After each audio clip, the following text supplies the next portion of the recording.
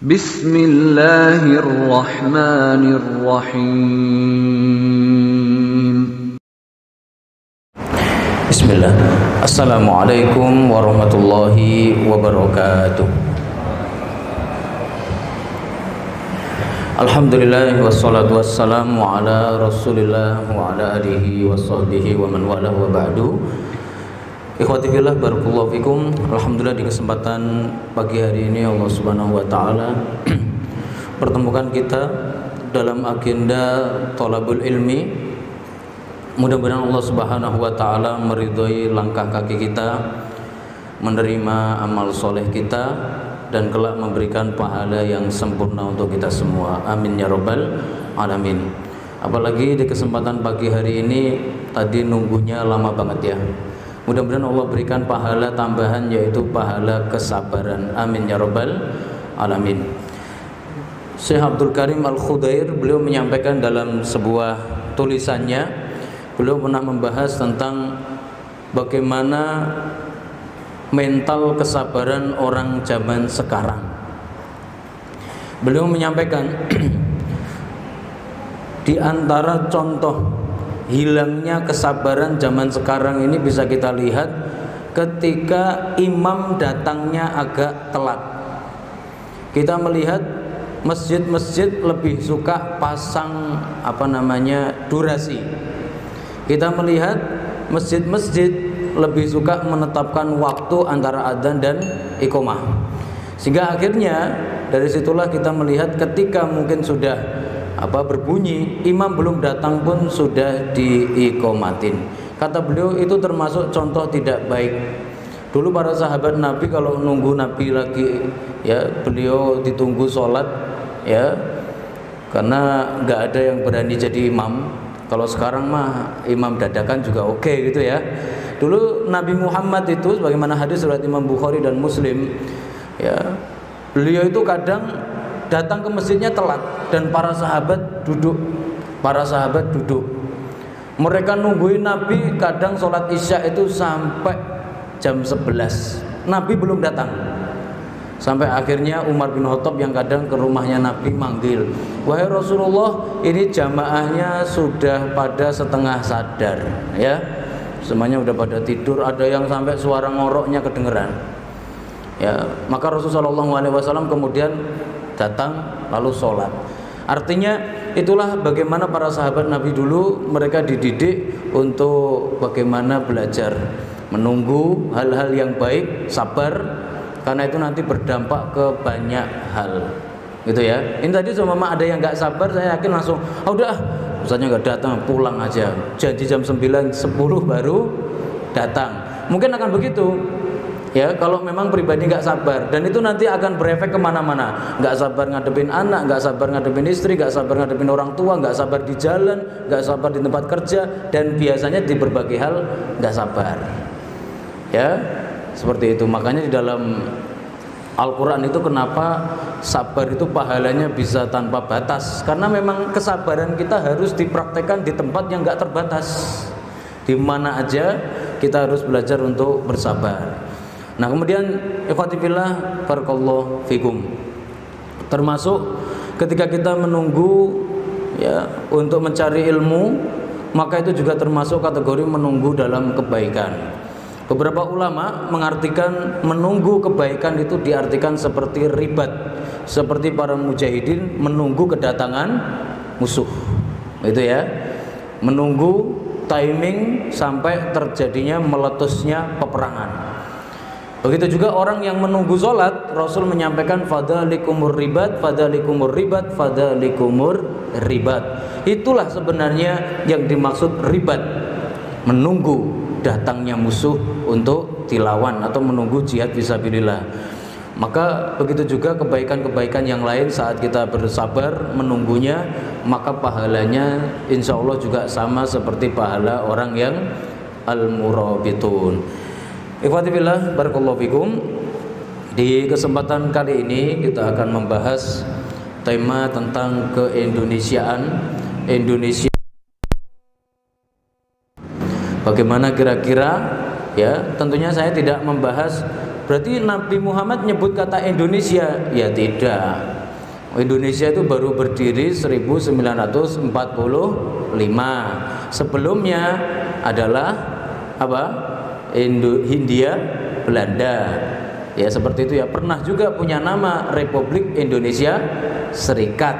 Sebelumnya itu namanya Nusantara. Sebelum itu kerajaan-kerajaan Sriwijaya, kerajaan-kerajaan Jawa dan lain-lain. Sebelum ada kerajaan yang dikenal oleh para ilmuwan-ilmuwan muslim dengan nama Sumatera atau Sukatra atau Yawadi. Jawa Sumatera itu dulu satu, Pak. Makanya dalam kitab Rihlahnya Ibnu Battuta itu masuk satu pembahasan. Ulam dulu katanya memang gandeng ya antara Sumatera dan Jawa. Dan dulu penguasanya adalah pertama kali kerajaan Aceh, kemudian dilanjutkan kerajaan Sriwijaya, kemudian baru muncul kerajaan-kerajaan lain di tanah Jawa. Wallahu a'lam bishawab.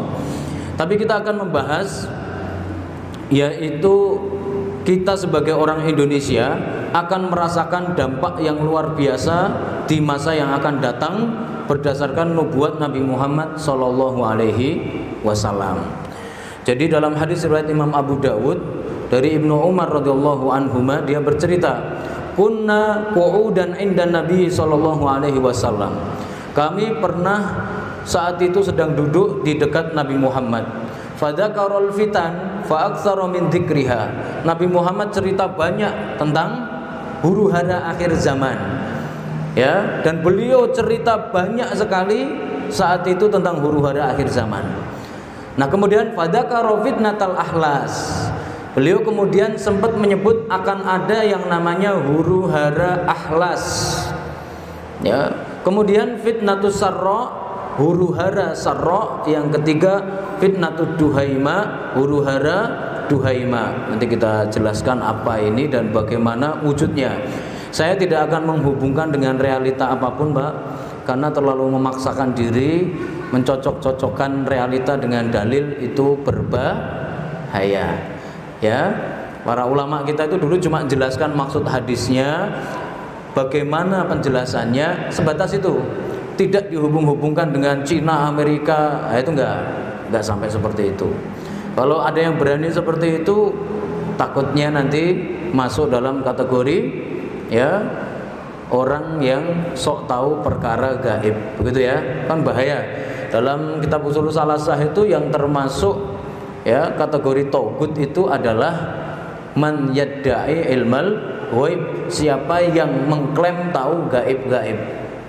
Takutnya begitu, makanya kita hindari untuk mencocok-cocokkan dengan realita. Tapi yang jelas kejadian ini akan terjadi di seluruh permukaan bumi. Indonesia kena dampaknya. Apa itu? Yang pertama fitnatul ahlas. Ahlas itu kalau dalam bahasa kita artinya lengket. Kenapa disebut fitnah yang lengket? Huru-hara yang lengket, karena huru-haranya itu benar-benar akan lengket, awet, gak hilang-hilang. Ya, nempel di seluruh umat manusia yang ada di bumi. Kemudian Rasul ditanya, "Wa ma fitnatul ahlas?" Apa itu wahai Rasulullah fitnah atau huru-hara yang nempel di semua orang? Harbun wa harbun. Yaitu kalian akan dibuat kabur, lari terbirit-birit, dan kalian akan dibuat perang. Ini yang pertama. Akan terjadi pelarian, eksodus, kemudian hijrah besar-besaran, kemudian akan terjadi perang yang tiada berakhir. Penyebabnya bisa jadi 1-2 sebab, tapi dampaknya nggak hilang-hilang, Mbak. Contoh misalkan kan perang yang nggak hilang-hilang dampaknya itu, contohnya ya Perang Dunia Pertama. Perang Dunia Pertama itu memanjang.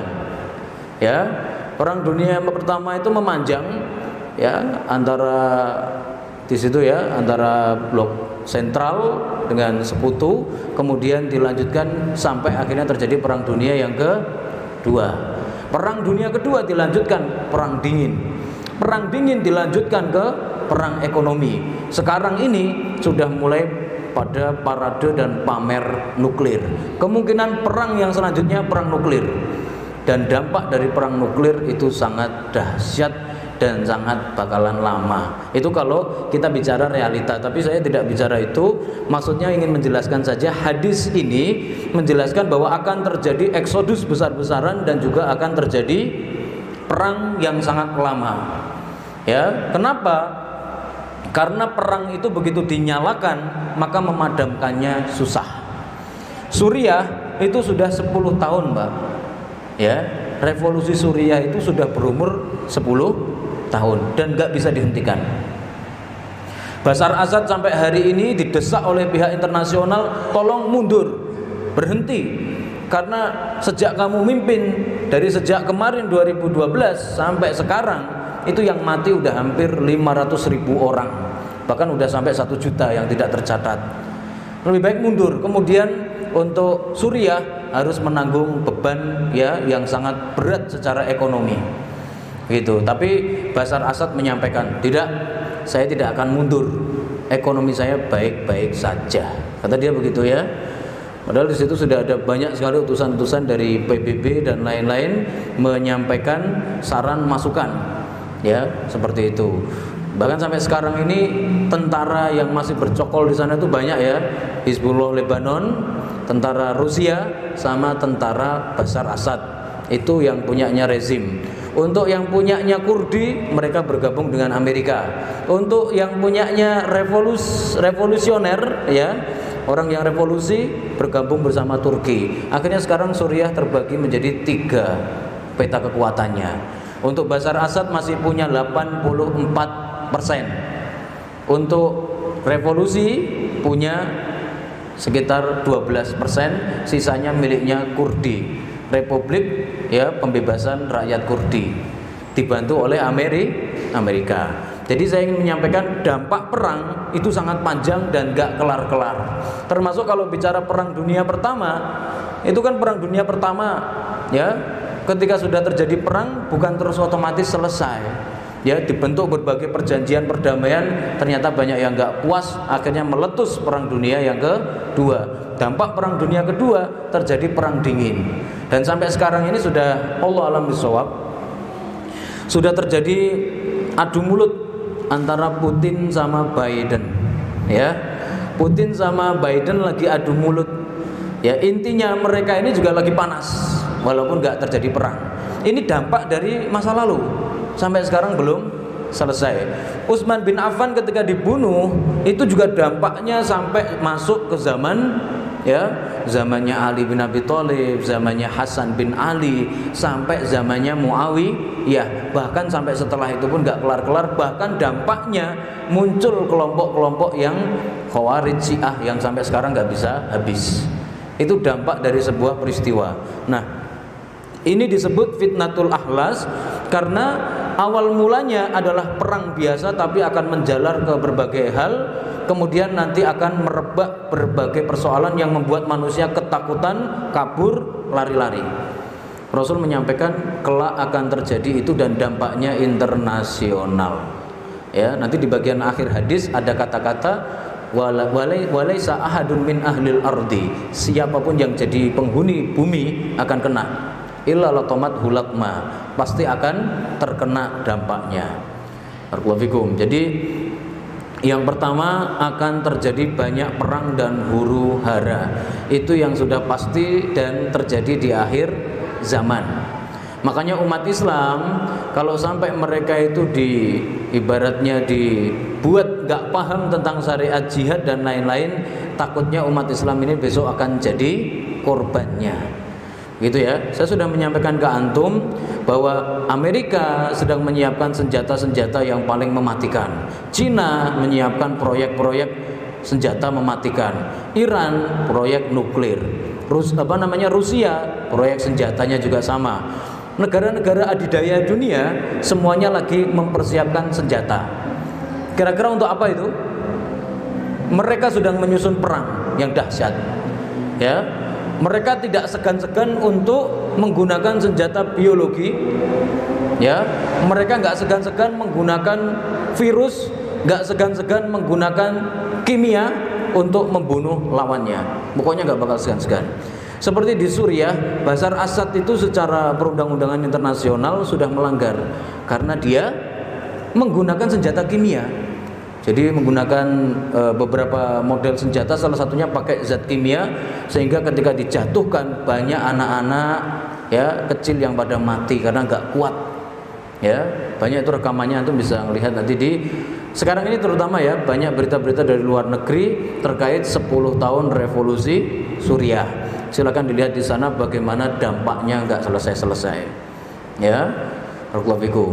Kemudian kita lihat juga revolusi-revolusi yang lain seperti mungkin revolusi di Libya, ya itu juga sama menghasilkan dampak yang sampai sekarang tidak selesai juga, dan masih banyak lagi yang lainnya. Kemudian ya, fitnatul ahlas ini wujudnya adalah perang dan lari. Manusia ketakutan dan manusia akan banyak melakukan perang-perang.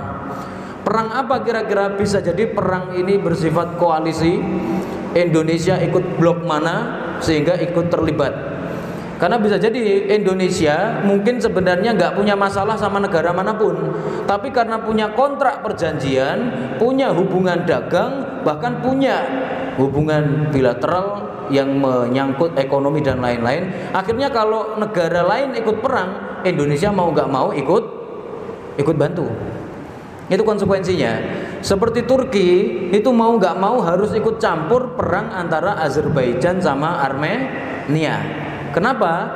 Turki Utsmani, Turki zaman sekarang ini ya, barakallahu fikum, untuk Turki zaman sekarang ini punya hubungan yang sangat dekat dengan Azerbaijan dari sisi perekonomian.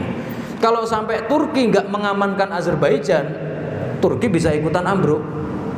Ya, keruntuhan Azerbaijan akan disusul dengan keruntuhan Turki. Begitu.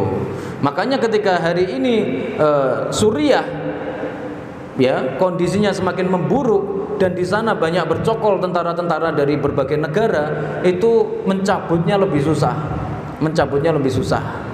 Begitu ya. Karena nanti hubungannya nyangkut ke mana-mana. Makanya untuk utusan PBB itu dengan enteng mengatakan, ya, solusinya bukan di rakyat Suriah, tapi solusinya internasional. Karena yang ada di situ ada Kurdi, ada Rusia, ada Amerika, dan ada Hizbullah Lebanon. Mereka semuanya bercokol di situ. Sedangkan jumlah revolusioner cuman sedikit.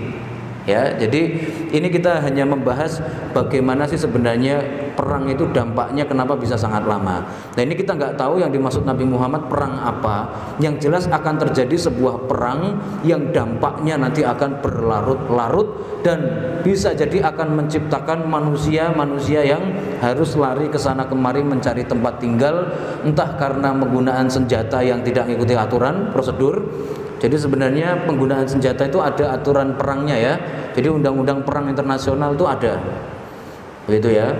Termasuk nanti menyangkut siapa yang nggak boleh dibunuh di area perang itu kan ada ya. Seperti wartawan dan lain-lain ya. Makanya wartawan itu walaupun bom meledak atau apa, dia tetap aja nyuting di situ Pak. Ya, dan kelihatan anteng untuk fokus. Karena memang apa? Mereka itu dilindungi oleh undang-undang internasional. Jadi seperti itu ya. Barakallahu fikum. Fitnatul ahlas. Berarti akhir zaman isinya akan banyak perang-perang. Maka setiap muslim diharapkan untuk selalu bersiap-siap ya, bagaimana membuat fisik jadi kuat dan senantiasa bersiap-siap kalau memang sewaktu-waktu dibutuhkan untuk membela agama Islam, siap. Indonesia punya hubungan dengan banyak negara. Kalau negara-negara ya yang menjadi temannya Indonesia ini kena masalah, Indonesia mau nggak mau harus ikut menanggung resiko. Kayak dulu Turki Utsmani itu sebenarnya dampak karena dia gabung dengan Uni Eropa, akhirnya Uni Eropa jatuh, Turki Utsmani runtuh. Perang Dunia Pertama ya. Itu penyebabnya. Begitu. Jadi begitu juga dengan Indonesia, negara kita, kalau terjadi konflik internasional mau nggak mau kita akan ikut-ikutan kena dampak. Seperti itu ya. Dan negara kita, apalagi negara yang kategorinya adalah sangat rawan jadi rebutan, ya, kita perhatikan dampaknya juga sangat serius. Perang melawan terorisme itu yang punya program Amerika, tapi yang menjalankan negara-negara yang berafiliasi ke Amerika, sehingga akhirnya dibuatlah lembaga-lembaga anti terorisme di berbagai negara yang bergenre demokrasi. Semua negara demokrasi pasti ada ya untuk badan anti terornya. Padahal itu proyeknya Amerika. Nah, ketika itulah datang ke Indonesia, sama Indonesia harus ikut-ikutan buat. Walaupun nggak tahu siapa yang harus diselesaikan, tapi pokoknya yang penting harus buat, ya seperti itu dampak ya dari peperangan internasional. Kemudian kita juga melihat, jangankan yang seperti itu, konflik yang terjadi di Timur Tengah seperti perang antara Rusia melawan Afghanistan yang didukung oleh Amerika, dampaknya pun sampai ke Indonesia. Dampaknya sampai ke Indonesia, yaitu munculnya lulusan-lulusan Afghanistan yang akhirnya di Indonesia juga mereka mengadakan aksi atas nama memukul kepentingan Barat. Ya, banyak ya seperti itu. Dulu tahun 2001-2002 Indonesia paling marak pengeboman dan itu afiliasinya ke Jihad Internasional Afghanistan. Itu juga termasuk dampak dari perang yang tidak bisa selesai, bahkan harus terus ditanggung oleh Indonesia. Sampai sekarang Indonesia harus terus menanggung, dan biaya untuk ibaratnya untuk ya menyelenggarakan program deradikalisasi, anti teror dan lain-lain itu sangat besar, bukan kecil ya. Kemudian yang kedua, barakallahu fikum, Rasulullah SAW menyampaikan setelah masa perang itu nanti kalian akan masuk dalam masa fitnatus sarra. Sarra itu artinya menyenangkan, bahagia. Ya, menyenangkan dan bahagia. Berarti akan ada masanya nanti setelah peperangan yang terjadi di akhir zaman itu, huru hara yang ada itu akan berhenti, manusia kembali hidup normal, perekonomian membaik, sekolah-sekolah mulai maju, teknologi mulai berkembang dan lain-lain. Ya, setelah melewati masa perang yang sangat rumit, akhirnya ketemu jalan keluar, hidup penuh kedamaian. Saat itulah manusia mulai merasakan hidup yang nyaman, enak. Tapi Rasul menyebut ini fitnah, ini huru hara besar yang selanjutnya. Karena manusia di zaman itu nanti mereka, ya kata Rasulullah, ya mereka semuanya karena hidup yang sangat nikmat, akhirnya mereka mulai jauh dari gaya hidup yang zuhud. Mereka mulai terjangkit penyakit wahan, cinta dunia dan takut mati. Ya, jadi beliau menyebut fitnatus sarra, huru hara yang berupa kebahagiaan, kesejahteraan. Bagaimana kira-kira wujudnya, barakallahu fikum? Ya, wujudnya adalah ya wadakhanuha yakhruju min tahti qadamai rajulin min ahli baiti yaz'umu annahu minni wa laysa minni. Ya, Rasulullah SAW melanjutkan, nanti saat itu umat Islam akan mengalami huru hara yang bernama huru hara sarra atau huru hara yang penuh dengan kebahagiaan tapi menciptakan dampak yang buruk buat manusia. Beliau mengatakan di antara yang muncul pada waktu itu adalah seorang laki-laki, dia dari keturunanku, kalau di Indonesia namanya Habib ya. Dia mengaku sebagai keturunanku padahal dia sama sekali bukan bagian dariku. Innama auliya umul muttaqun in auliyai illal muttaqun. Ya, Rasul menyampaikan orang yang paling dekat denganku itu bukan keluargaku, tapi adalah orang-orang yang bertakwa. Jadi Nabi Muhammad menyampaikan bahwa nanti setelah umat Islam huru hara di mana-mana, nanti akan ditandai dengan seorang laki-laki, dia merasa keturunannya Nabi.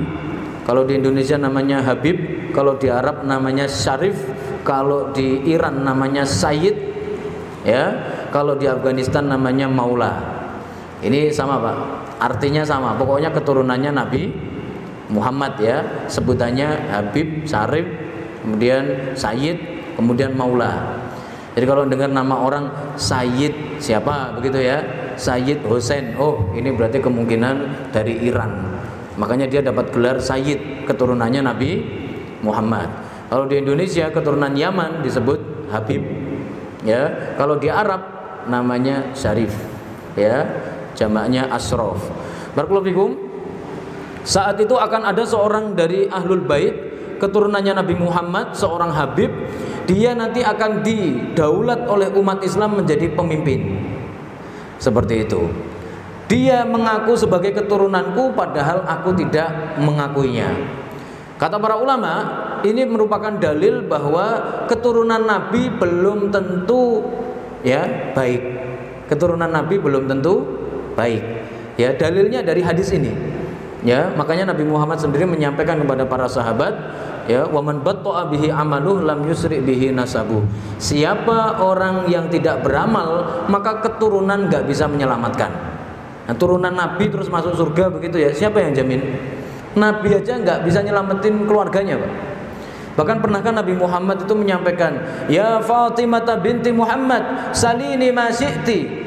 Ya, wahai Fatimah, silahkan kamu minta apa saja padaku. La ugni anki minallahi syai'a. Selamatkan dirimu karena aku besok di akhirat enggak bisa nyelamatin kamu.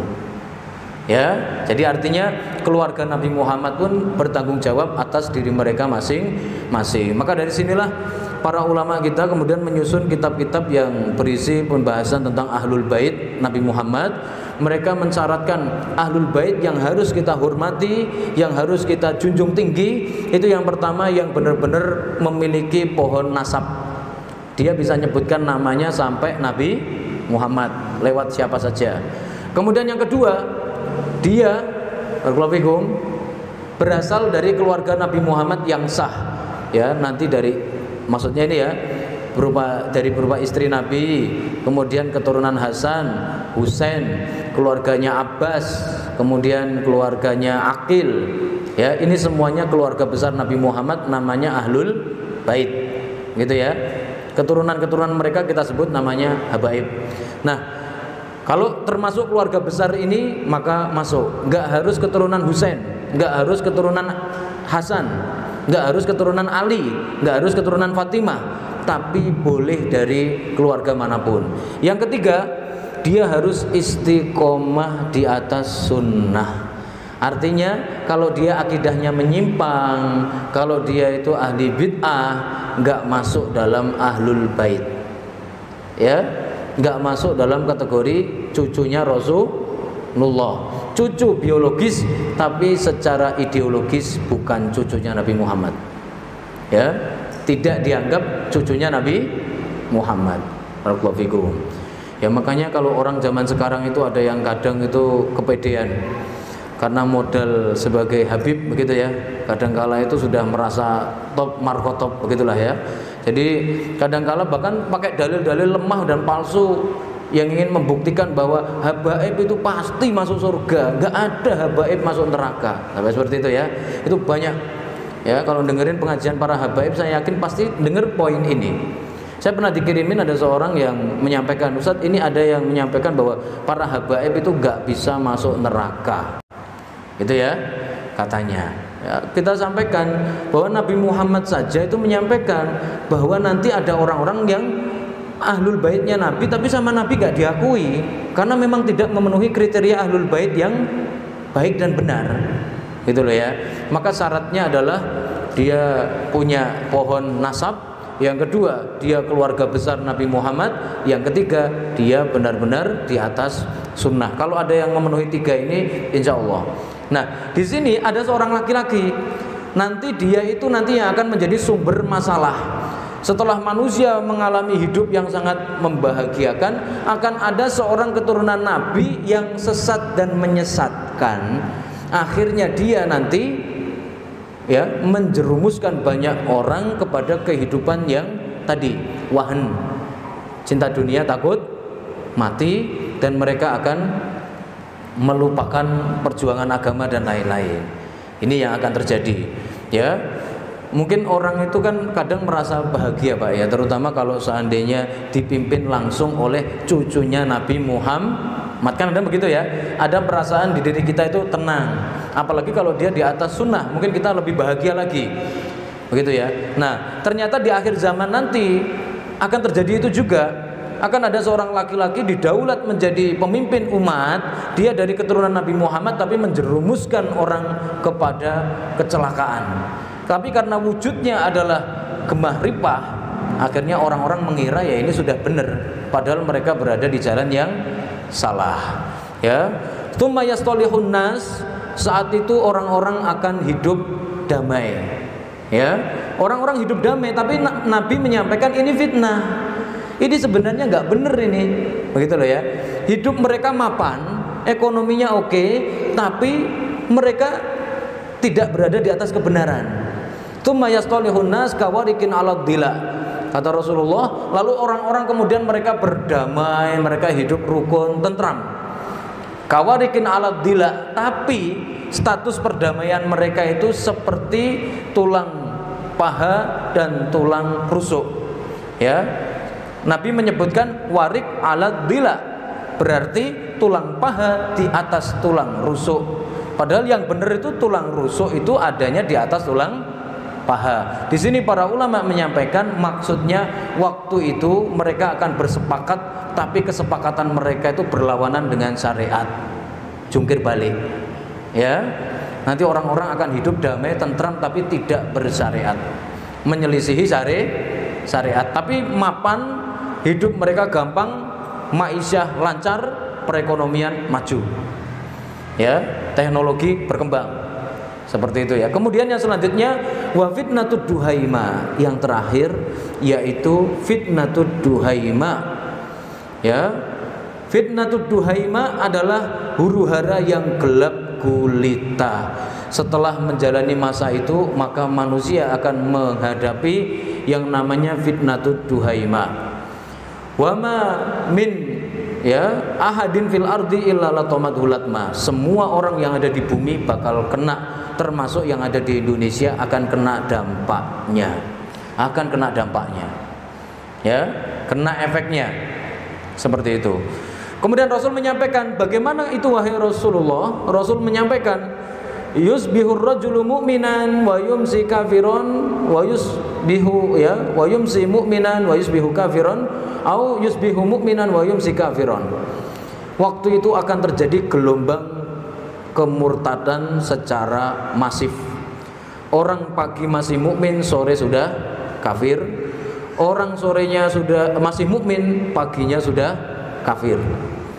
Nabi Muhammad menyampaikan ini, ya, nanti akan terjadi gelombang murtad massal. Berhati-hati ya. Makanya sejak sekarang siapkan ilmu yang cukup, ilmu agama yang baik. Karena waktu itu manusia akan mereka ini benar-benar kafir dengan sangat mudah. Ya, bagaimana ceritanya? Barakallahu fikum. Para ulama juga menjelaskan bagaimana bisa manusia murtad dengan begitu mudah. Yang pertama, barakallahu fikum, disebabkan oleh propaganda kekafiran. Jadi akan ada banyak sekali nanti syubhat-syubhat dan kesesatan itu sengaja diajarkan kepada orang Islam sehingga orang Islam keluar dari agama Islam. Dan mereka keluar dari Islam itu merasa nggak salah. Begitu ya. Kan banyak tuh, ibaratnya kita melihat orang-orang zaman sekarang saja, produk-produk dari universitas Islam terutama, itu banyak sekali yang mereka itu deklarasi untuk jadi pluralis, feminis dan lain-lain. Itu biasa kok. Mereka biasa melakukan itu. Dan mereka merasa itu benar. Ya, seperti itu, mereka merasa itu kebenaran. Yang kemarin yang terbaru ini sudah tahu ya, ada acara sholat Jumat virtual, Pak. Jadi sholat Jumatnya pakai pakai Zoom, pakai apa gitulah ya. Pakai seperti itu. Jadi khotibnya ada di sono ya, imamnya ada di sono dan jamaahnya dari seluruh Indonesia. Saya lihat kemarin itu yang hadir ada 223. Dan itu berarti pengikutnya banyak itu, ya. Nah, umat Islam ketika nggak diajari dengan benar tentang sholat Jumat, bagaimana kriteria sholat Jumat, syarat sah sholat Jumat, ya akan banyak yang ikut, begitu ya. Terutama bagi mereka-mereka yang tidak mengerti syariat dan sedang isolasi, kan otomatis oh ini ada ya, ya udah deh mau ikut aja. Sekarang kan zamannya online, sholat Jumat juga online, akhirnya begitu mereka ya. Masya Allah ya, silakan dibuka, itu beritanya masih sangat ramai, masih hangat lah, orang baru Jumat kemarin ya. Barakallahu fikum. Ikhwati billah. Jadi di sini akan terjadi fitnah yang sangat dahsyat, huru-hara dahsyat, yaitu gelombang kemurtadan massal. Yang pertama dikarenakan oleh kesesatan yang menyebar dan tidak bisa dibendung lewat media, lewat forum, lewat seminar, dan juga lewat buku-buku dan berbagai media yang ada, sehingga banyak orang murtad ya hanya karena propaganda. Yang kedua, bisa jadi juga disebabkan oleh banyak ulama-ulama yang tidak kredibel. Sebenarnya bukan ulama tapi dianggap tokoh, akhirnya diikuti, menyesatkan. Yang kedua, penyebabnya itu sehingga banyak orang murtad. Loh, kalau ya banyak sekarang ini model-model seperti itu. Ada orang-orang mu'alaf ya yang mengaku saya ini dulu mantan ustadz ya, atau sebaliknya ada orang-orang dari kalangan misionaris sengaja pura-pura jadi ustadz. Nanti masyarakat diajak murtad. Saya lihat itu di video itu banyak sekali nyebar. Antum bisa melihat untuk yang bab seperti ini di video miliknya Ayah Sofia sama Mu'alaf Center Indonesia. Ya, di sana banyak sekali info-info seputar ini. Jadi ada beberapa film itu nanti yang menceritakan ya, sebenarnya filmnya bohongan, tapi dibuat film, Pak. Ya, seorang muslim main ke rumah tetangganya, kemudian diberitahu, saya dulu juga muslim tapi sekarang sudah keluar. Kok keluar, kenapa? Saya itu bingung sama hal ini. Ya itu ya, akhirnya orang tertarik ngikuti cerita, bisa jadi murtad. Ya, itu juga barakallahu fikum. Kemudian yang selanjutnya, kadangkala juga murtad itu disebabkan lagi nanti murtad massal dikarenakan faktor ekonomi. Ya, karena mungkin harus bekerja di tempatnya orang kafir, dan orang kafir punya aturan yang bernuansa kekafiran. Itu ya, kalau wanita muslimah nggak boleh pakai jilbab, kalau laki-laki nggak boleh sholat, dan lain-lain lah ya, yang intinya menjerumuskan orang Islam kepada kekafiran. Seperti itu. Kemudian yang selanjutnya penyebabnya lagi bisa jadi adalah munculnya pemimpin-pemimpin yang kafir dan kemudian memaksa rakyatnya untuk kafir. Seperti misalkan kan pemimpin-pemimpin zaman dulu seperti Fir'aun, Namrud, kemudian pemimpin dalam kisah Ashabul Ukhdud, Pak ya. Itu juga sama, semuanya barakallahu fikum itu memaksa rakyat untuk kafir. Nah, sangat mungkin suatu saat nanti di masa yang akan datang muncul seorang pemimpin yang benar-benar asli itu bonekanya orang kafir, sehingga rakyat disuruh untuk kafir. Kalau nggak mau, berarti siap-siap menghadapi resiko berlawanan dengan pemerintah.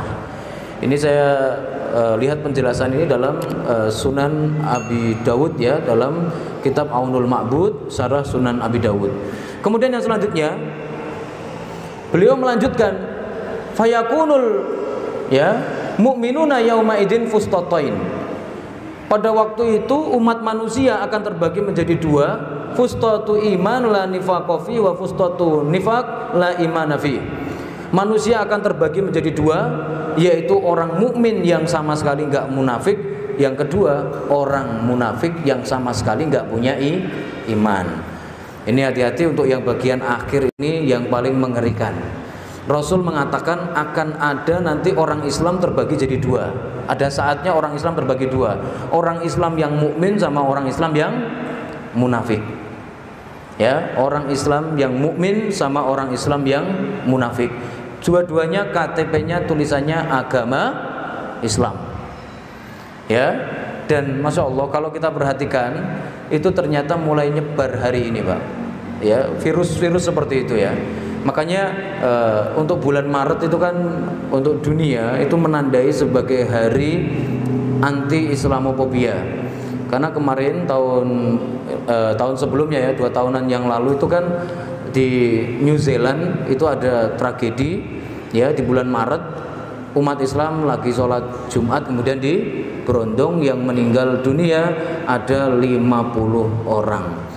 Karena pemerintah New Zealand merasa ya nggak nyaman karena otomatis kan disalah-salahkan berbagai pihak, akhirnya menetapkan untuk bulan Maret itu sebagai bulan anti Islamofobia.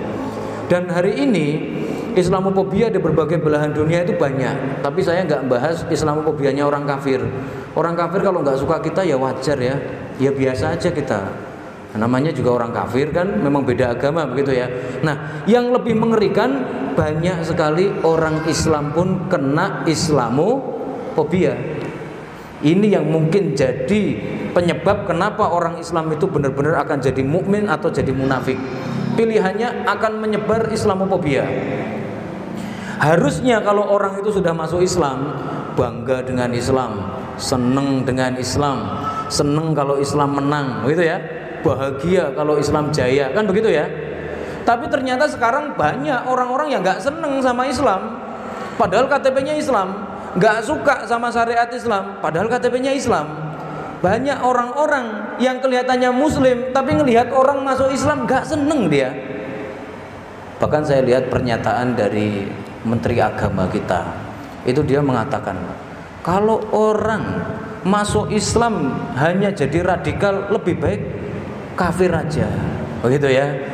Daripada masuk Islam terus kemudian celananya cingkrang, jenggotan, ya nggak mau Christmas begitu kan ya. Lebih baik kafir aja daripada masuk Islam jadi begitu, kata dia begitu ya. Masya Allah. Jadi ini pernyataan yang sangat berbahaya sekali, ya.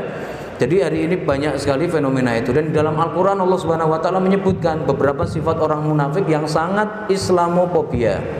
Mereka sangat anti-Islam, gak seneng sama yang Islam-Islam.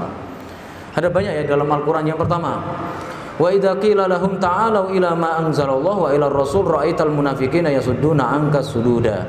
Kalau kamu ngajak orang-orang Islam itu untuk, ini maksudnya Islam munafik ya, ngajak orang munafik itu untuk kembali kepada Al-Quran dan Sunnah, maka kamu akan melihat mereka menolak sekeras-kerasnya dan akan mengajak orang-orang untuk menolak. Ini ciri yang pertama Islamofobia, anti sama Quran dan Sunnah. Ini kalau di Indonesia wujudnya orang Islam tapi masih melestarikan budaya, Pak. Tradisi peninggalan nenek moyang. Ya, persis seperti dalam Al-Quran disampaikan, wa idza qila lahum ittabi'u ma anzalallahu qalu bal nattabi'u ma alfaina alaihi abana. Kalau kamu ajak mereka mengikuti apa yang Allah turunkan, mereka bilang kami mengikuti apa kata nenek moyang. Jadi sekarang sudah mulai banyak agenda-agenda orang Islam dibuat lebih cinta tradisinya ketimbang sama agamanya. Ini munafik, nggak boleh. Ya, kalau kita punya tradisi yang memang cocok dengan syariat Islam, ayo kita junjung tinggi. Tapi kalau tradisi orang nggak pakai jilbab, tradisi ya suka minum-minuman keras, kok kita anggap itu tradisi, kita munafik. Naudzubillah. Hati-hati loh ya. Barakallahu. Jadi ciri orang munafik yang pertama, kalau diajak Quran Sunnah, mereka berat. Mereka pokoknya lebih seneng kalau ngikutin barat, katanya lebih modern. Lebih seneng ngikutin nenek moyang, katanya itu tradisi yang harus dirawat. Lebih seneng mengikuti apa kata filosof daripada kata-kata para ulama. Kalau ada yang seperti itu, ini munafik. Munafik ya. Mereka keberatan terhadap Quran dan Sunnah. Yang kedua, dzalika bi annahum karihu ma askhatallaha dzalika bi annahum karihu dzalika bi annahum ittaba'u ma askhatallah wa karihu ridwana. Mereka itu suka sama yang dimurkai Allah tapi benci sama yang diridhoi Allah. Surat Muhammad ya, ayat 12. Di situ Allah menyampaikan di antara ciri orang munafik itu, mereka itu kalau yang dimurkai Allah seneng, tapi kalau yang disukai Allah, yang diridhoi Allah, mereka malah benci. Ini mengerikan. Ya, dan itu di Indonesia banyak pendukung LGBT, pendukung feminis, pendukung liberalis, pendukung pluralis. Ya, kemudian kita melihat juga ya fenomena yang menunjukkan hal ini juga, banyak sekali orang-orang yang lebih mendukung apa yang tidak Allah sukai. Mendukung miras, alasannya negara maju itu salah satu cirinya miras itu legal. Ya, ada yang seperti itu munafik. Orang yang suka yang dimurkai Allah itu munafik.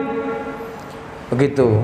Ya, pembahasan masalah poligami dihabisi sehabis-habisnya, dijelekkan sejelek-jeleknya. Sedangkan perzinaan nggak pernah dibahas, bahkan berusaha dihalalkan.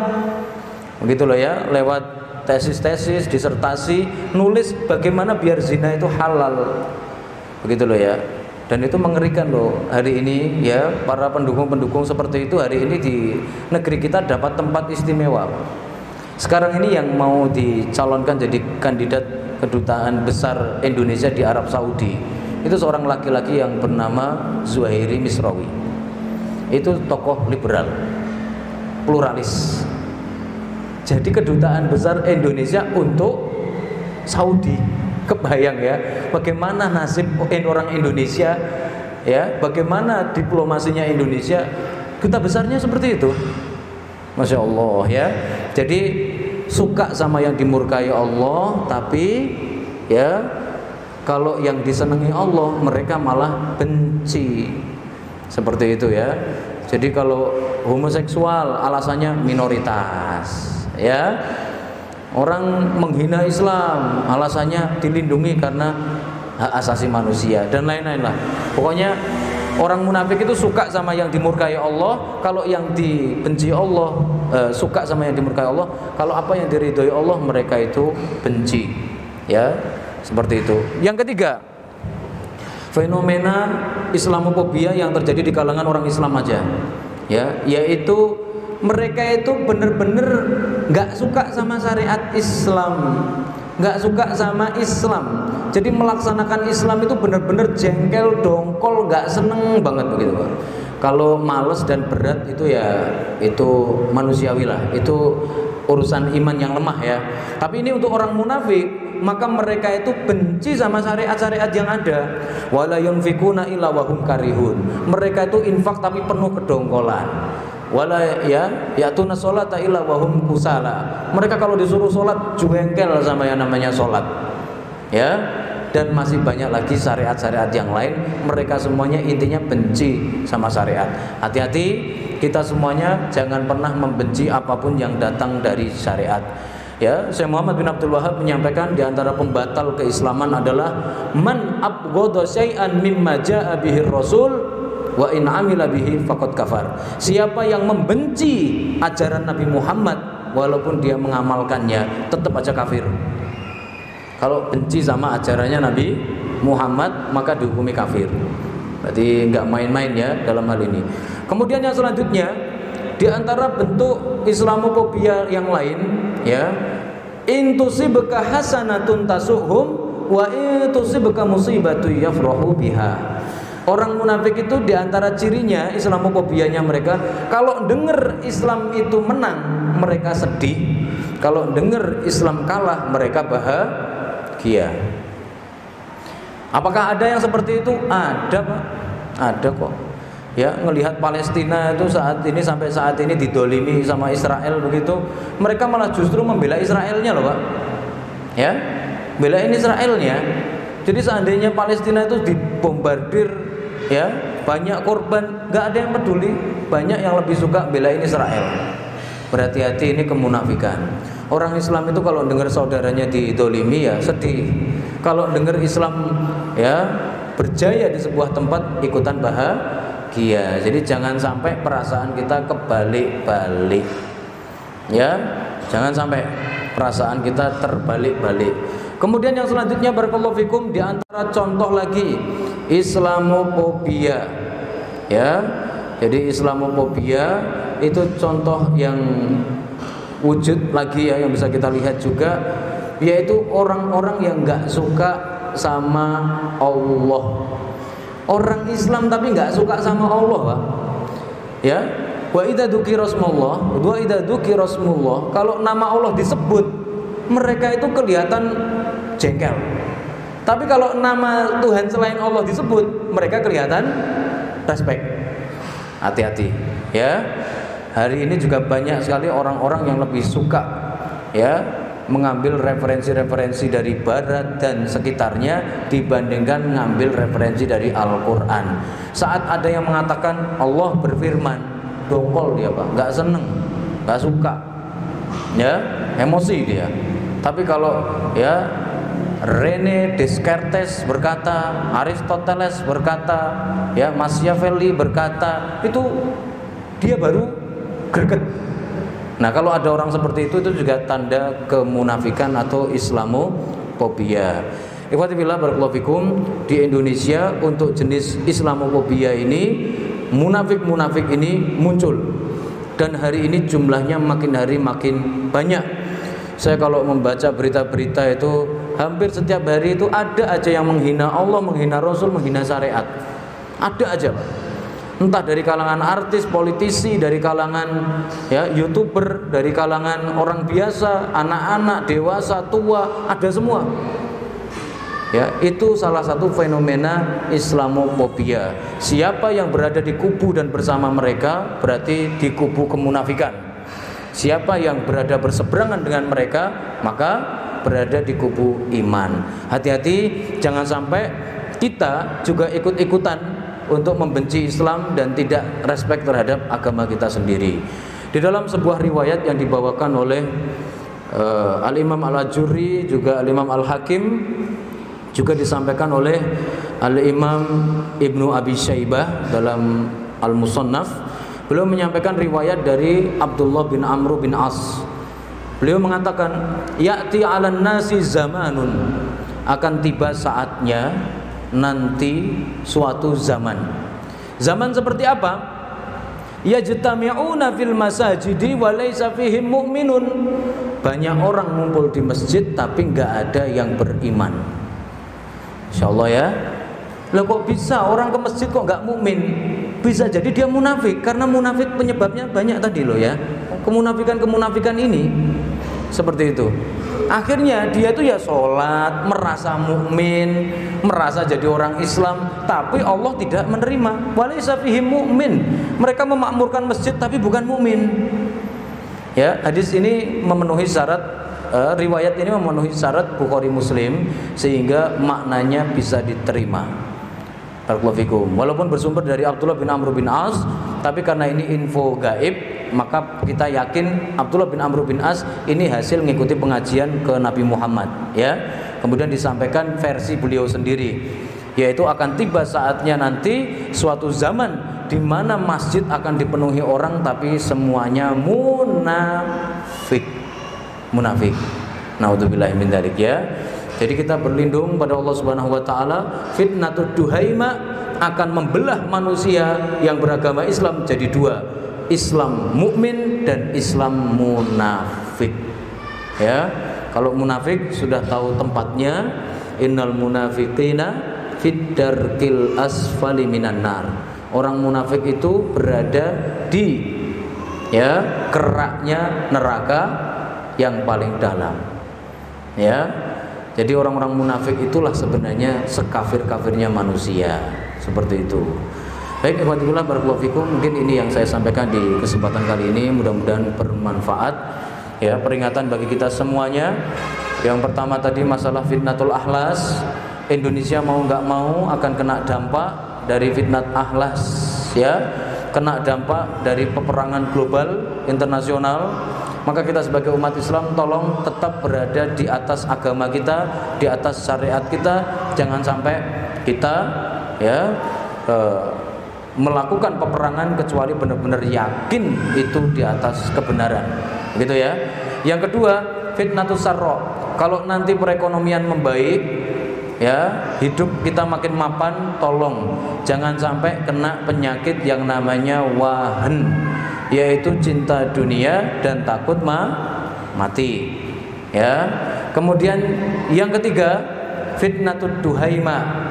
Akan terjadi banyak sekali huru-hara yang menyebabkan manusia akhirnya banyak yang murtad, banyak yang memilih jadi munafik, dan ada juga yang memilih jadi mukmin. Maka pastikan kita sudah punya dasar keimanan yang jelas.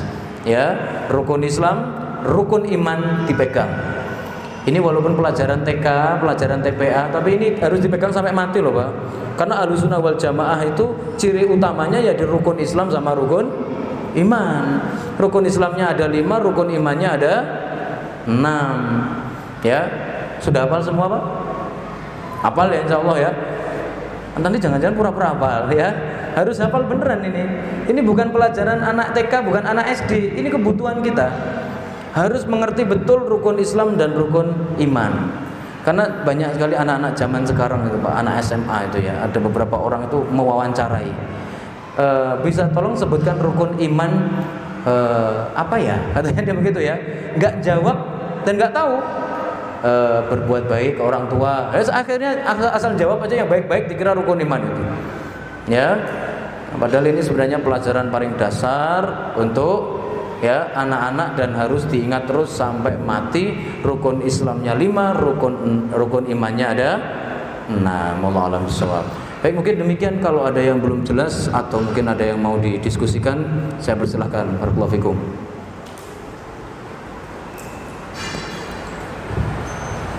Insya Allah bisa dipahami ya untuk fitnah yang 3 ini ya, huru hara yang 3 ini ya, mengenai Akhlas, Sarra sama Duhaima. Apakah ini sudah terjadi? Para ulama mengatakan wallahu a'lam bis-shawab. Ya, beberapa ulama ada yang mengatakan sudah terjadi, tapi ulama yang lain mengatakan belum. Ini kejadiannya nanti dekat dengan Dajjal, karena penutup hadisnya ternyata berbunyi faida, apabila kalian sudah melihat hal itu, fantadiril ghad au ba'dal ghad, ya, maka tunggulah besok atau lusanya pasti akan muncul Dajjal. Ya, jadi Dajjal itu nanti muncul, situasi keagamaan orang Islam itu lagi banyak munafiknya, kemudian ada mukminnya. Makanya ketika Dajjal keluar, yang munafik-munafik langsung gabung kepada Dajjal dan ikut barisannya. Sedangkan orang-orang mukmin insya Allah akan istiqomah. Ya, karena tujuannya Dajjal adalah untuk menguji kita, Pak. Ya, saat itu kondisi cuaca, Pak, kondisi perubahan iklimnya sangat ekstrim. Saat itu manusia krisis pangan. Dajjal membawa solusi pangan. Ya, sedangkan orang mukmin mengatakan saya tidak mau percaya dan mengakui kamu sebagai Tuhan. Intinya begitu. Sedangkan orang-orang munafik percaya saja. Ya. Akhirnya waktu itulah banyak pengikut agama Islam yang menjadi pengikut Dajjal. Hanya orang-orang khusus yang diselamatkan oleh Allah. Di antaranya penduduk Madinah dan juga orang-orang yang hafal surat Al-Kahfi atau 10 ayat pertama surat Al-Kahfi atau 10 ayat terakhir surat Al-Kahfi. Ya, man qara'a asra ayatin min awwali suratil kahfi usima minad dajjal. Hadis riwayat Imam Ahmad. Barang siapa yang membaca 10 ayat pertama surat Al-Kahfi, maka dia akan dilindungi dari Dajjal. Seperti itu ya. Barakallahu fikum. Baik, jemaah sekalian yang dirahmati Allah ya. Jadi mungkin itu tadi yang saya sampaikan mengenai masalah ya nubuat Rasulullah yang ada kaitannya dengan negara kita Indonesia. Karena memang tidak semua hadis itu nanti berlaku di Indonesia. Kayak peristiwa Malhamah Al-Kubra itu kejadiannya di Syam. Tapi untuk peristiwa Fitnatud Duhaima ini nanti akan menyelimuti bumi. Dunia ini benar-benar akan gelap gulita. Benar salah menjadi sangat samar, baik buruk semakin kabur. Kemudian manusia akan semakin mudah muslim kafir itu menjadi hal yang sangat cepat seperti itu. Maka setiap muslim diperintahkan untuk selalu memohon pada Allah ya perlindungan dari fitnah. Setelah tasyahud akhir jangan lupa untuk membaca Allahumma inni a'udzubika min fitnatil mahya Allahumma inni a'udzubika min adzabil qabr wa min adzabi jahannam wa min fitnatil mahya wal mamat wa min syarri fitnatil masihid dajjal. Ya, insya Allah dengan menekuni doa ini kita akan terus diberi keselamatan dari berbagai macam fitnah yang ada. Wallahu a'lam bishawab. Mungkin demikian barangkali ya kita akhiri kajian kita. Subhanakallahumma wa bihamdika asyhadu an la ilaha illa anta astaghfiruka wa atubu ilaik. Wassalamualaikum warahmatullahi wabarakatuh.